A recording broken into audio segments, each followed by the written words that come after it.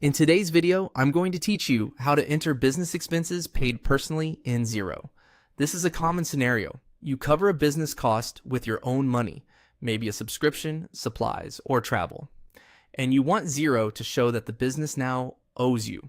The goal is to mark the bill as paid while directing the payment to an equity or loan account, not a bank account, so your records stay accurate. Start on your Xero dashboard and head to Purchases. This takes you to the place where all your supplier bills live. Next, open bills so you can see the list of bills across different statuses. We're focusing on bills that haven't been paid from the business bank, so choose awaiting payment.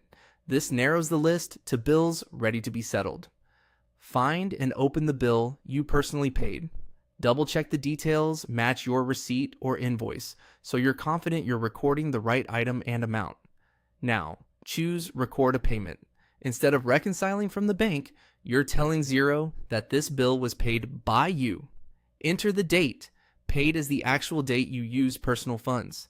Using the real payment date helps your reports, tax periods, and supplier balances stay consistent. Next, select the account. This is important. Pick an equity or liability account that represents money the business owes you, such as an owner's contribution, director's loan, or a reimbursements clearing account. If you're unsure which one to use, follow your chart of accounts policy or check with your advisor so it's consistent and compliant. Enter the amount paid. If you covered the full bill personally, enter the full amount. If you only paid part of it, enter just that portion. Xero will leave the bill as part paid and keep the remaining balance in awaiting payment. Make sure the amount matches the bill's currency and tax-inclusive total shown on the bill. Add a clear reference, a short note like paid personally, plus a quick cue, such as initials or a simple method label, makes it easy to trace later. Good references save time during reconciliations and year-end reviews.